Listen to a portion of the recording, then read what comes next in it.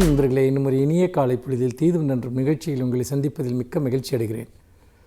சமீப காலமாக மிகவும் பரபரப்பாக பேசப்பட்டு வரக்கூடிய செயற்கை நுண்ணறிவு குறித்து நாம் கடந்த 2 நாட்களாக பேசிக்கொண்டிருக்கிறோம். எதிர்காலத்தில் நாம் நிறைய இதை பற்றி பேசப்போகிறோம். பொதுவாக இந்த செயற்கை நுண்ணறிவு என்று சொல்லக்கூடிய ஆர்டிஃபிஷியல் இன்டெலிஜென்ஸ் ஏஐ, இதனுடைய பயன்பாடுகள் மற்றும் இதனுடைய சில எதிர்கால அச்சங்கள் குறித்து கடந்த 2 நாட்களாக பேசினோம். நம்முடைய இளைஞர்கள் இந்த தொழில்நுட்பத்தை எப்படி பயன்படுத்த வேண்டும், கற்றுக்கொள்ள வேண்டும் என்பதை பற்றி தான் இன்றைக்கு நாம் பேசப்போகிறோம்.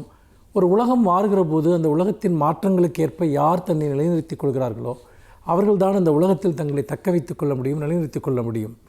ஏதோ ஒரு காலத்தில் தங்களுக்கு கற்றது பயன்படும் என்று நினைத்து கொண்டிருந்தால் நிச்சயமாக உலகம் அதை தாண்டி சென்றுவிடும். நாம் அது பொருத்தமற்றவர்களாக மாறிவிடுவோம் அல்லது பழையதாகி விடுவோம். அப்படிப்பட்ட நிலையில் உலகம் மாறுகிற வேகத்திற்கேற்ப, உலகத்தின் புதுமைகளுக்கேற்ப நாம் நம்மை தொடர்ந்து தவமைத்து கொண்டே இருக்க வேண்டும். கற்றல் என்பது ஒரு முடிவற்ற பயணம் என்பதை நம்முடைய இளைஞர்கள் உணர வேண்டும். அந்த வகையில் பார்க்கிற போது செயற்கை தொழில்நுட்பமானது இன்றைக்கு கணினி பயன்பாட்டில் உள்ளவர்களுக்கு கூட அந்த கணினி பயன்பாட்டினுடைய சாத்தியங்களை தாண்டி அதுவே பல வேலைகளை செய்யக்கூடியதை நாம் பார்க்கிறோம். இப்போது உதாரணமாக எடிட்டிங் போன்ற விஷயங்களை நீங்கள் எடுத்துக்கொண்டால் மிக சுலபமாக ஒரு படத்தை அனிமேட் செய்தோ எடிட் செய்தோ அல்லது முழுக்க இப்பொழுது எந்த அளவுக்கு வந்துவிட்டது என்றால் இன்றைக்கு நடிகர்களைப் போல தோற்றங்களை கொண்டே செயற்கையாக படங்களை உருவாக்க முடியும் என்ற நிலை வந்துவிட்டது. கதாபாத்திரங்களை நேரடியாக நிஜ மனிதர்களைப் போல உருவாக்கக்கூடிய நிலையை நோக்கி வேகமாக நகர்ந்து கொண்டிருக்கிறோம். அப்படிப்பட்ட நிலையில் நம்முடைய பழைய கனவுகளுக்கு பதிலாக இந்த தொழில்நுட்பத்தின் வழியாக நம்மை எப்படி தக்க வைத்துக் கொள்ள வேண்டும் என்பதை பற்றி இளைஞர்கள் சிந்திப்பது மிக அவசியம்.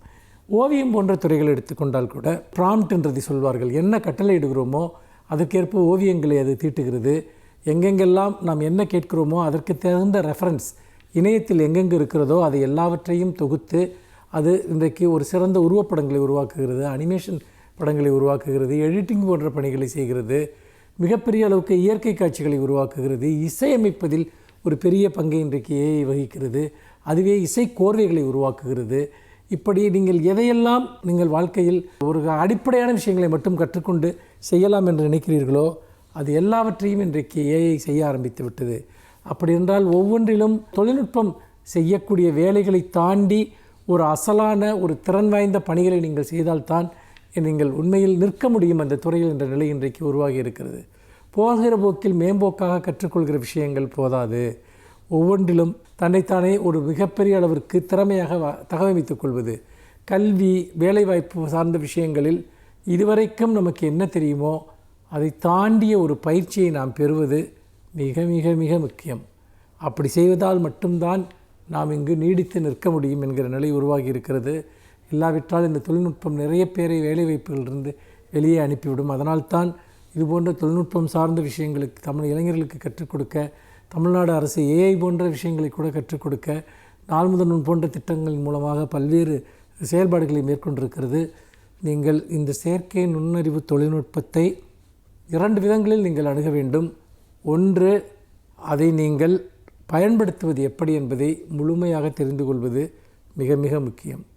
2வது விஷயம், ஒரு செயற்கை நுண்ணறிவு சார்ந்த அந்த ஒரு தொழில்நுட்பத்தை விட நீங்கள் தனித்திறன் வாய்ந்தவர்களாக இருப்பது அதைவிட மிக முக்கியம். இதுதான் இந்த தொழில்நுட்பம் எதிர்காலத்திற்கு உங்களுக்கு கொடுத்திருக்கக்கூடிய சவால். மீண்டும் இன்னும் ஒரு புதிய சிந்தனையோடு உங்களை சந்திக்கிறேன். நன்றி, வணக்கம்.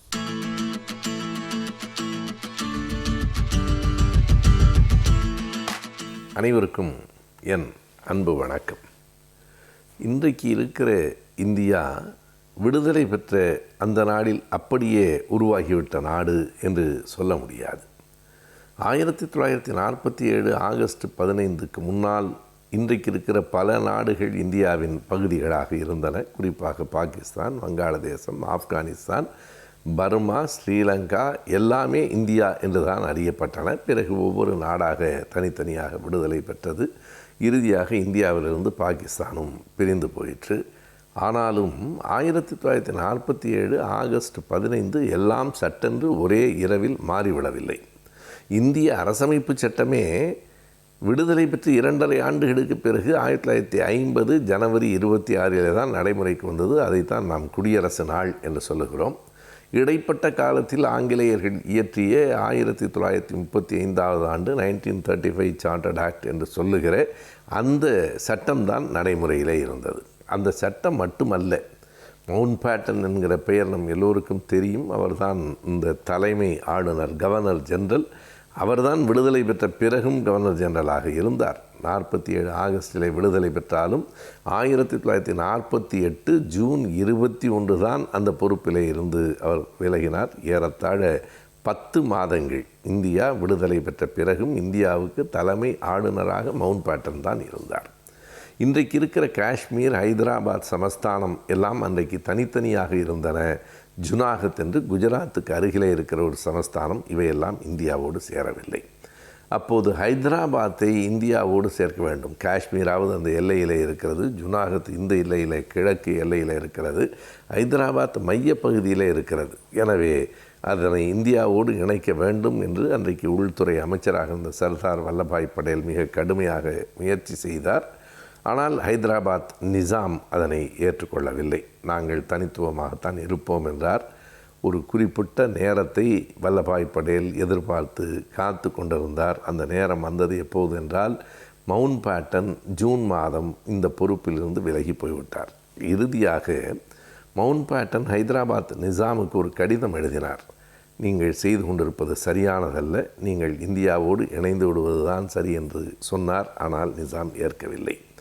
அதற்கு பின்னால் அவர் ஜூன் மாதம் போய்விட்டார். அதே 48 செப்டம்பர் மாதம் 11ஆம் தேதி பாகிஸ்தானினுடைய அதிபராக இருந்த ஜின்னா இறந்து விட்டார்.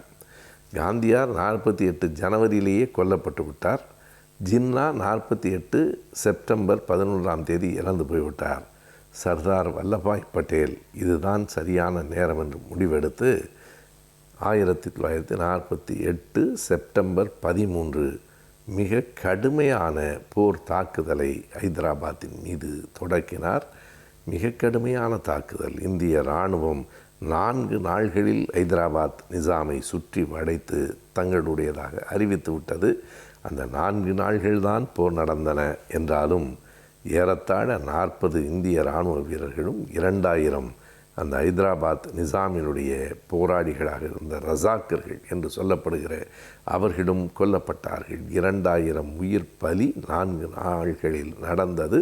இந்தியா விடுதலை பெற்ற பிறகு 1948 அந்த செப்டம்பர் 17ஆம் தேதியே ஹைதராபாத் இந்தியாவோடு இணைக்கப்பட்டது. இங்கே மவுண்ட் பேட்டன் விலகி போய்விட்டார், ஜின்னா இறந்து போய்விட்டார். கடுமையான தாக்குதல் ஹைதராபாத்தை இந்தியா வசமாக ஆக்கினார் சர்தார் வல்லபாய் படேல். எப்போதும் எந்த உலகத்திலும் எந்த நாட்டினுடைய வரலாறும் எளிமையாக எழுதப்படவில்லை. பல நேரங்களில் இரத்தத்தில் தான் எழுதப்பட்டிருக்கிறது.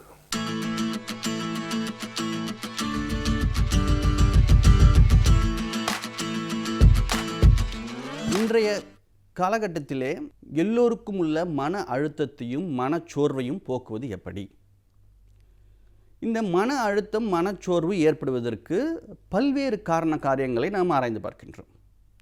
இதிலே நான் சொல்வது போல நமக்குள்ள உள்ள ஒரு பயமும், நமக்குள்ள உள்ள பதட்டம், நம் தோல்வியை உற்றுவருமோ அப்படின்ற ஒரு பயம், ஒரு வாழ்க்கையை பற்றிய ஒரு பயம், எதிர்காலத்தை பற்றிய ஒரு பயம், இப்படி ஒரு பல்வேறு விதமான சிந்தனைகள் நம்மளுக்கு இந்த மன அழுத்தத்திற்கு காரணமாக அமைகின்றன.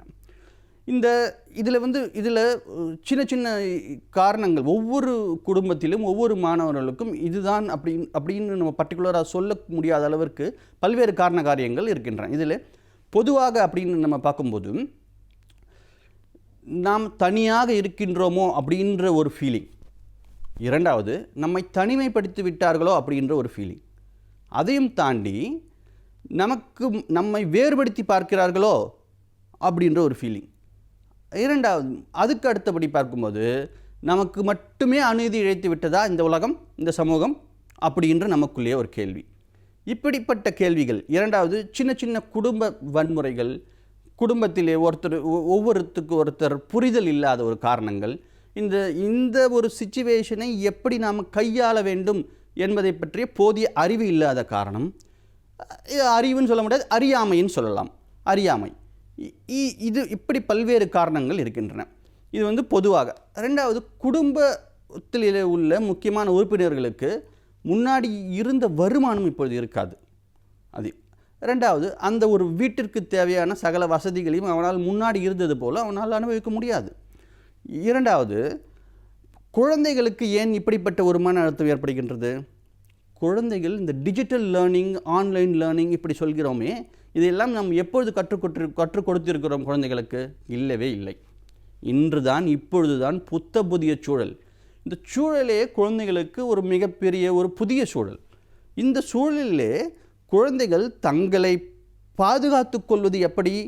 இந்த சைபர் கிரைம், சைபர் புல்லிங் இப்படி சொல்கிறார்கள், இதிலிருந்து எப்படி பாதுகாக்க? ரெண்டாவது, இந்த சூழலிலே நம்ம உட்கார்ந்து நம்மளால் எவ்வளவு நேரம் அந்த ஆன்லைனிலே கிளாஸை கவனிக்க முடியும் அப்படின்ற ஒரு பயம் குழந்தைகளுக்கு. ரெண்டாவது, குழந்தைகளுக்கு இந்த ஆன்லைனில் தான் நம்ம அசஸ்மெண்ட் பண்ணுறோம், எவாலுவேஷன் பண்ணுறோம், இதெல்லாம் ஒரு குழந்தைகளுக்கு ஒரு பயம். அந்த ஆன்லைனில் வந்து டீச்சிங் பண்ணுறவங்க என்ன சொல்லுவாங்களோ, எல்லா குழந்தைகளும் கேட்குறாங்களே, நம்மளை பற்றி என்ன சொல்லுவாங்களோ, நம்ம என்ன பேச முடியலையே. அது ஒரு சில குழந்தைகள் வந்து பார்த்திங்கன்னா, நீங்கள் முன்னாடி வந்து ஒரு க்ரௌடில், ஒரு கூட்டத்திலே முன்னின்று வரமாட்டார்கள். ஒரு அச்சம் தான் காரணம் அதற்கு. ஸோ இதையெல்லாம் போக்க வேண்டும். இதற்கெல்லாம் லீடர்ஷிப் ஸ்கில்ஸ் நம்ம வந்து எப்படி இம்ப்ரூவ் பண்ணுறது அப்படின்ற விஷயம் இருக்குது. இந்த மாதிரி பல்வேறு காரணங்கள் இருக்கின்றன. கல்லூரி மாணவர்களுக்கு எடுத்துக்கொண்டே வேணால், எக்ஸாம்ஸ் இருக்குன்னு சொல்கிறார்கள், ஆனால் இல்லை. எக்ஸாம்ஸ் வரும்னு சொல்கிறார்கள், ஆனால் வரல. அடுத்து உயர்கல்வி படிப்பது எப்படி? இந்த உயர்கல்வி நம்ம வந்து எப்படி அணுகுவது? இதில் காலேஜ் எப்போ திறப்பாங்க? நம்ம காலேஜ் லைஃப்பை எப்படி என்ஜாய் பண்ணுவது? அது கேரியர்ஸ், அதாவது அடுத்த கட்டத்திற்கு எப்படி செல்வது? இப்படி பல்வேறு காரணங்கள் கல்லூரி மாணவர்களுக்கு இருக்கின்றன. அதுமாதிரி அடலசன்ஸ் அப்படின்னு பார்க்கும்போது அவர்களுக்கும் உள்ள மன அழுத்தம் இருக்க தான் சரி. ஏன்னா அவங்க எல்லாருமே ஒரு ஃப்ரெண்ட்ஸ், பியர்ஸ் குரூப்ஸ்ன்னு சொல்லுவார்கள், இவர்களோட கனெக்ஷன் ஆகியிருக்காங்க. அப்போது ஒவ்வொருத்தருக்கும் பேசி அளவலாகி வெளியில் ஒரு சாதாரணமான ஒரு சூழல் கிடையாது. அவங்களுக்கு என்ன ஆகுது? ஒரு விளையாட்டினுடைய நேரம் கட் ஆகிடுது. அதே மாதிரி மற்ற மாணவர்களுடைய, அதாவது சக மாணவர்களுடைய அளவலாகக்கூடிய நேரம் இல்லை. அதாவது ஒன்றுக்கு ஒன்று ஃபேஸ் டு ஃபேஸ் அப்படி கிடையாது. வீடியோ கால் பண்ணலாம், அது வேறு விஷயம். இப்படி எல்லாமே வந்து ஒரு சாதாரணமாக இருக்கின்ற நிலைமை தலைகீழாக மாறும்போது அந்த அச்சுறுத்தல் இருக்கத்தானே செய்யும். இதை எல்லாமே நம்ம ஒவ்வொரு ஏஜ் குரூப் அப்படின்னு சொல்வார்கள், இந்த குழந்தைகள் 1 முதல் 5ஆம் வரை உள்ள குழந்தைகளை எப்படி கையாள்வது, 5வது படிக்கும் 6வது படிக்கும் மாணவர்கள் முதல் 8ஆம் வகுப்பு மாணவர்கள் வரை உள்ள குறைகளை எப்படி கையாள்வது, பிறகு 12ஆம் வகுப்பு மாணவர்களுக்குள்ள மன அழுத்தத்தை எப்படி போக்குவது, டீனேஜ் கல்லூரி மாணவர்கள், குடும்ப நண்பர்கள், குடும்ப உறுப்பினர்கள், வயதானவர், இவர்கள் ஒவ்வொருவருக்கும் ஒவ்வொரு மாதிரியாக இந்த மன அழுத்தத்தை கையாள வேண்டும். பொதுவாக இந்த ஒரு பதிவிலே நம்ம வந்து குழந்தைகளினுடைய மன அழுத்தத்தை, படிக்கிற மாணவர்களுடைய மன அழுத்தத்தை போக்குவது மட்டும் எப்படி அப்படின்றத மட்டும் நம்ம பார்ப்போம். இப்போது எல்லாருமே வந்து ஸ்கூல் கேம்பஸ், ஹாஸ்டல் கேம்பஸ் இப்படிலாம் கேள்விப்பட்டிருக்கோம். ஆனால் ஹோம் கேம்பஸ், இதுதான் புதிய வார்த்தை. ஹோம் கேம்பஸ் அப்படின்ற வார்த்தை புதிது. அதாவது வீட்டுச் சூழலிலே கல்வியை கற்க வேண்டும். வீட்டுச் சூழலிலே நீங்கள் கல்வியை கற்க வேண்டும். இந்த வீட்டுச் சூழலிலே நீங்கள் கல்வியை கற்க வேண்டுமென்றால் அதற்குள்ள வழிமுறைகள் என்ன? அந்த கல்வியை மன அழுத்தம் இல்லாமல் எப்படி ஒரு என்ஜாய்மெண்ட்டோட, ஒரு ஹாப்பி லேர்னிங்னு சொல்வார்களே, அந்த மாதிரி ஒரு ஹாப்பியாக எப்படி வந்து அந்த கற்றுக்கொள்ளலை நாம் உள்வாங்குவது, இதன் மூலம் நம்மளுடைய படைப்பாற்றலை எப்படி மேம்படுத்துவது, இப்படி வந்து குழந்தைகளுக்கு நாம் பயிற்சிகள் கொடுக்க வேண்டும். அது ப்ராக்டிஸ் மேக்ஸ் அ மேன். பயிற்சியும் முயற்சியும் இருந்தால் வாழ்க்கையில் என்ன வேணால் நம்மளால் சாதிக்க முடியும். மாணவர்களே, கண்டிப்பாக வாழ்க்கையில் நீங்கள் என்ன வேணால் சாதிக்க முடியும். அந்த நம்பிக்கையை வளர்த்து கொள்வது எப்படி? சுய ஊக்கம் சொல்வார்களே, செல்ஃப் மோட்டிவேஷன், அதுதான் இந்த காலகட்டத்திலே மிக மிக முக்கியம். உங்களை பற்றி நீங்கள் என்றைக்குமே குறைவாக எடை போடாதீர்கள். உங்களுக்குள்ள ஒரு திறமை கண்டிப்பாக இருக்கின்றது. அந்த திறமையை எப்படி நீங்கள் வெளிக்கொணர்வது? இப்போது நம்ம ஒரு உதாரணத்துக்கு சொல்வேமானால், மகேந்திர சிங் தோனி அப்படின்ற ஒரு கிரிக்கெட் கேப்டன் எல்லோருக்குமே தெரிந்த ஒரு நபர்.